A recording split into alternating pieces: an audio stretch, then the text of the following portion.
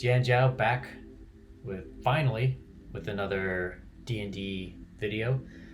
Today let's take a look at the new updates to the Barbarian and the Monk. These are new subclasses from Wizard of the Coast in their Unearthed Arcana section. So these characters are being play tested. One is actually kind of interesting. The other one, did 3 people ask for this and they made it? It's interesting, I guess, but man, who would want to play it?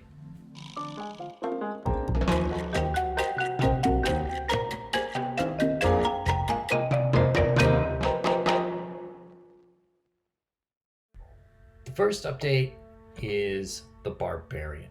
Now, the Barbarian has some pretty good subclasses already in the player's handbook. You have the Berserker, who is all about getting angry and beating the crap out of stuff.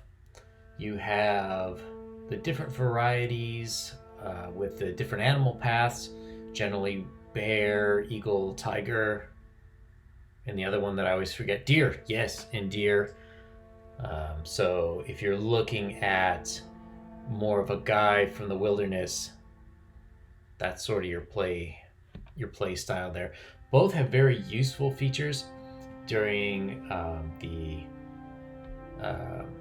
class upgrade levels, so 3, 6, 10, 14. And then there are some other new ones, the Zealot, the Spirit Guardians. There are some other updates, the Path of the Zealot, which gives you more spiritual accents, which sort of makes sense, and a lot of the power-ups there are pretty good as well. Barbarians in general are usually played as magic averse. They're all about beating the crap out of things until something dies. So what we have is almost like a mashup of a barbarian and a sorcerer, in that I guess as part of the rage, he or she, your barbarian, will tap into the Path of the Wild Soul. This goes into the, I guess, spiritual or life magic of the Feywilds, and your barbarian sort of pulls it into our realm. So we have some nice features here. We have lingering magic. So at 3rd level, your body reacts to the presence of magic. It's basically a detect magic spell. You don't need any spell slots or components, which is great. Detect magic is always very handy. One of the questionable things, you faintly glow a color corresponding to the school of magic you detect. I don't know. The only problem with this is if you're going around in a dark dungeon, you're stealthing, man, that glow is really gonna suck. The other thing is you can use this feature a number of times equal to your con mod, minimum of 1. So if you didn't roll very well, and even up to 12, you're only going to get 1 use of this per long rest. So I don't know about that one. More useful, the Wild Surge. Starting at 3rd level, magic erupts from you as you rage. When you enter your rage, roll the Wild Surge table to determine the magical effect produced.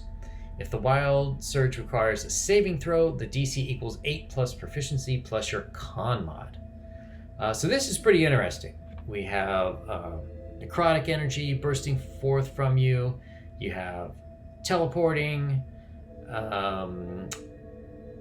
You have sort of a Spirit Guardians, I guess.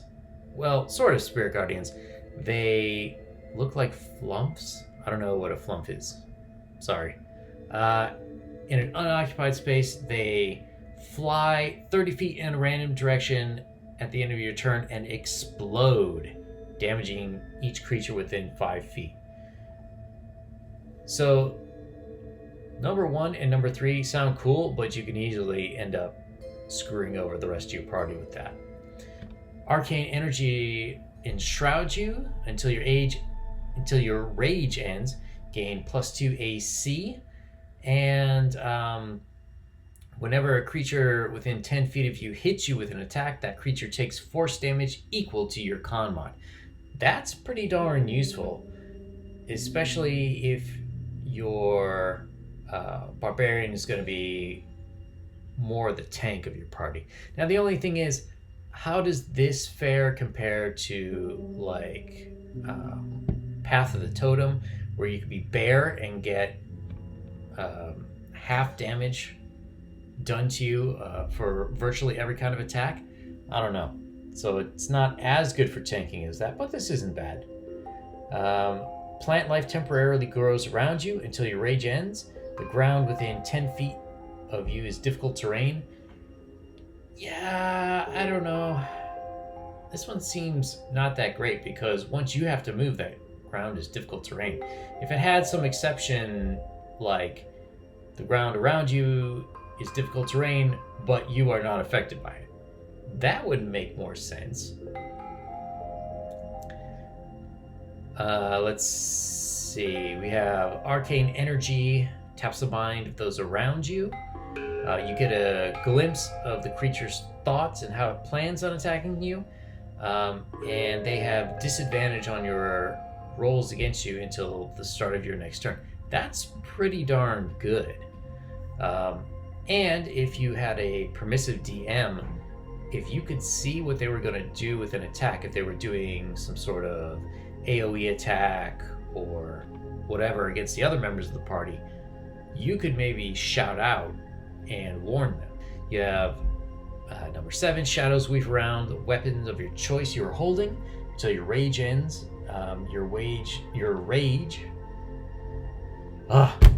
The weapon, alright. Until your rage ends, your weapon deals psychic damage instead of bludgeoning, slashing, or piercing damage. So that's pretty handy. There's a lot of creatures that have resistances to normal physical damage. It also gains light and thrown properties with the normal range of 20 feet and a long range of 60 feet. So that light property, that could be pretty darn useful. Let's say you had, so I forgot the feat, but the one that lets you use a two-handed weapon as a one-handed weapon. Theoretically, with this, if your weapon got the light property, you could dual wield. That might be pretty darn useful. And the last one, a beam of brilliant light lances from your chest in a 5-foot wide arc, 60-foot long line. Each creature in the line must succeed on a Constitution saving throw or take 2d8 radiant damage and be blinded until the start of your next turn. So these are 8 pretty cool effects. The only thing is, since you can't really count on any of them, it really sort of makes it difficult to figure out a battle style for yourself. Alright, at level 6, you can channel the magic surging inside of you into other creatures. You can touch a creature, roll a d4, the creature recovers an expended spell slot of a level equal to the number rolled. If the creature you touch can't recover the spell slot, the creature instead gains temporary hit points equal to 5 times the number rolled. So that's pretty cool if you could get back 20 hit points if you roll a d4. This is kind of not great though. You take force damage equal to 5 times the number rolled. Yeah, so that stinks. I'm not sure why that's... I mean, it's great to help your friends, but ugh, that's not good. So level 10, Arcane Rebuked, the magic crackling within your soul lashes out. When a creature forces you to make a saving throw while you are raging, you can use your reaction to deal 3d6 force damage to that creature. See, now that's a good upgrade. The only thing I sort of don't like is I don't know, it seems like it should scale with leveling. But hey, whatever. It's better than the other stuff. Chaotic Fury. At 14th level, you become a wellspring of wild magic while you are raging. As a bonus action, you can re-roll on the Wild Surge table, replacing your current effect with this new one. Yeah, so that one's kind of handy. Especially if you get stuck with one of the lamer effects. Although, I don't know, level 14? Seems like you'll be long suffering. So this definitely has some neat effects.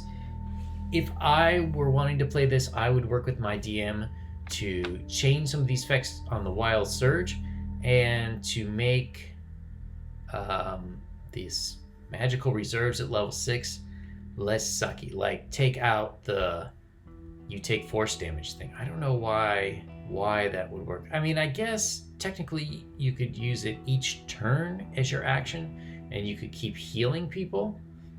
There aren't really any Barbarian healing stuffs that I can think of offhand, but it's just kind of I don't know, not great. But this definitely has a lot of promise, especially if instead of your rage causing an innate reaction, sort of like the Hulk, you becoming more than yourself. If you were sort of a normal dude who his emotions allow him to tap into the energies of this other dimension, that's pretty cool. I'm just not sure in its current form how great it would be. So next we have my favorite kind of character to play, which is the monk. And this is the Way of the Astral Self. So monks of the Way of the Astral Self have an internal struggle with their ki.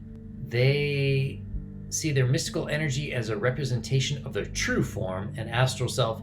This form has the capacity to be a force of good or destruction, with some monasteries training students to either temper their nature or embrace their impulses.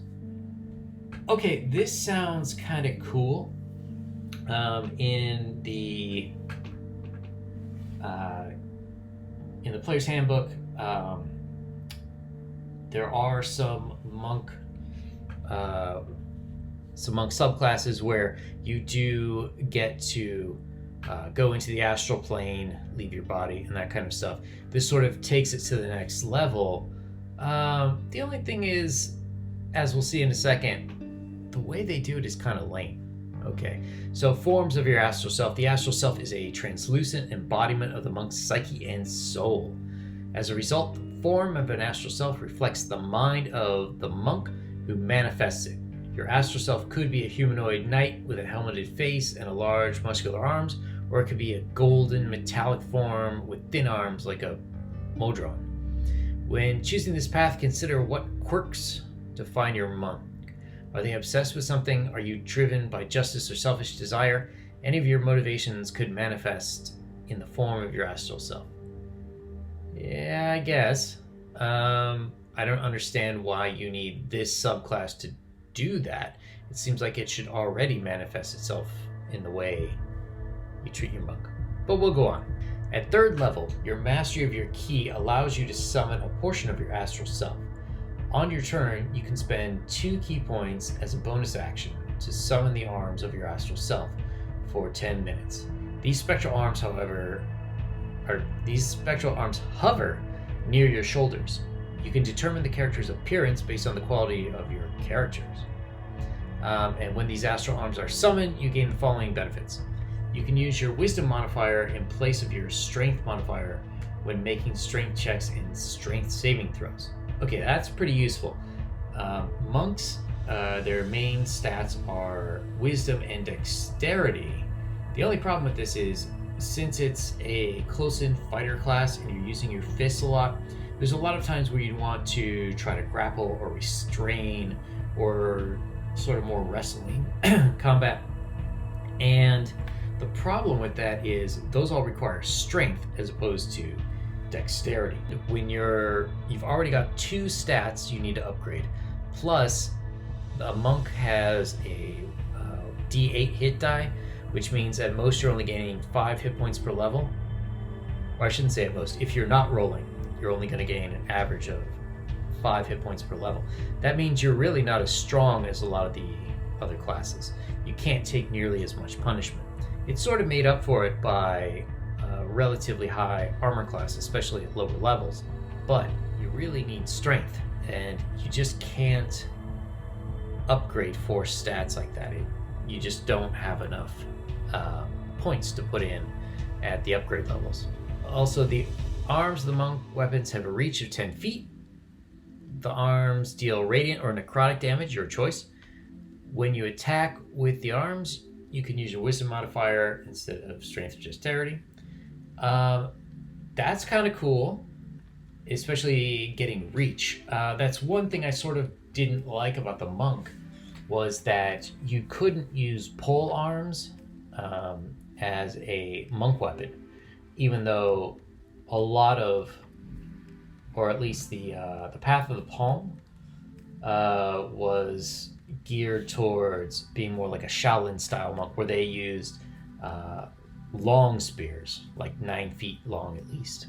Immediately after you use the attack action with your astral arms on your turn, you can make 1 extra attack with your astral arms as a bonus action. The number of extra attacks increases when you reach certain levels in this class, including 2 at level 11 and 3 at level 17. Now this is a little bit confusing to me. Monks normally have this ability, other monks, where you can use your bonus action to make an unarmed attack. So it sort of seems like it's repeating that, but the number of extra attacks increases when you reach certain levels. So that's interesting. I guess that means you would get, at level 11, you would have 2 regular attacks, because you get a second attack at level 5. And then you also get 2 attacks on your bonus round. So that's not bad. All right, level 6. Starting at level 6, you can summon the visage of your Astral Self. You could spend 1 key point as a bonus action to summon your Astral Arms. Let's see, summon this visage for 10 minutes. The special visage covers your face like a helmet or a mask. Could be kind of cool. You determine its appearance based on the quality of your character. And you gain the following benefits. Wisdom of the Spirit, so you have advantage on wisdom and charisma checks. Or specifically insight and intimidation. Also, Astral Sight, which is potentially awesome. You can see normally in darkness, both magical and non-magical, to a distance of 120 feet. Now that is pretty darn useful, because dark vision gives you disadvantage to everything and you can't see color. This allows you to see normally, and if someone's using darkness, you can get through it. Awakening the Astral Self. Starting at 11th level, tap into the greater power of your Astral Self. So you get Deflect energy when you take acid, cold, fire, lightning, or force damage. You can use your reaction to deflect it. When you do so, the damage you take is reduced by 1d10 plus your wisdom modifier plus your monk level. So this is sort of what Path of the Palm or Way of the Palm, they get at level 3, the ability to deflect projectile weapons. This looks like it's very similar, except that it is the natural energies plus force. Also, you get Empowered Arms. Once on each of your turns, when you hit a target with your Astral Arms, you can deal extra damage to the target equal to your martial arts die. Word of the Spirit. When you speak through your visage, you can direct your words to a creature of your choice that you can see within 30 feet of you, making it only so that the creature can hear you. Alternatively, you can amplify your voice so that all creatures within 600 feet can hear you. Complete Astral Self. Starting at level 17, your connection to your Astral Self is complete, allowing you to summon it entirely. On your turn, you can spend 10 key points as a bonus action to summon the arms, visage, and body of your Astral Self for 10 minutes. This spectral body covers your physical form like a suit of armor, connecting the arms and visage. You determine its appearance based on the qualities of your character. While your Astral Self is summoned, you gain the following benefits. Armor of the Spirit, you gain +2 bonus AC while you aren't incapacitated. Astral Barrage, whenever you use the extra attack feature to attack twice, you can instead attack 3 times with your Astral Arms. Key Consumption, when a creature within 10 feet of you is reduced to 0 hit points, you can use your reaction to regain key points equal to your wisdom modifier. Now, that last one is pretty cool because at level 17, for sure you're going to be up to 20 wisdom. You would have upgraded. So you'll get at least 5 key points back every time you beat a creature down to 0 hit points. That is pretty darn useful, especially if you're in a large combat. Now let me just go back to 3. So immediately after you use the attack action with your astral arms on your turn, you can make 1 extra attack with the astral arms as a bonus action. So this is a little unclear to me. Is this sort of like the Way of the Palm Monk where you get the Fury of Blows? So you would end up with an extra bonus attack. This is a little bit unclear to me. I think they need to kind of revise this. Yeah, this last one, complete the Astral Self, that's level 17. Well, if you've summoned your arms already, you already get 3 hits for your bonus action at level 17. So this Astral Barrage, when you use the extra attack feature to attack twice, or are they saying that you would get 3 normal attacks plus then 3 more attacks on the bonus? That's a little confusing. So a lot of these are kind of cool, actually. I don't think they equal the greatness of the original monk specs. I'm not very big on any of the other ones, like Way of the Drunken Monk. It's just all the class features just sort of get worse and worse the further you get from the player's handbook. Now, the problem I have with this is the Astral Self is kind of a cool idea. But the thing is, if you're doing Kung Fu, you want a monk, right? Because you want hand-to-hand combat. You want Kung Fu. Why would you want these extra arms that fight for you? Because it says, let me just see here. Yeah, so it looks like you're manifesting this energy and they're just kind of floating around near you. I mean, wouldn't you just want to fight yourself? Now, I'm sure this will appeal to some people, but like, how many? This has to be so niche. It doesn't really make a lot of sense. So this is part of my problem with a lot of, I guess you'd say, post 5e updates. The best thing about D&D is that it's a framework that allows us to play imagination with other people and have some sort of a framework so we can all be playing the same imagination, right? Like if I go pew pew pew, I shoot you with my finger guns, and you say, bam, I got a force field, you didn't hit me, then we can go to the DM and say, hey, did my finger guns hit him or did his force field block me?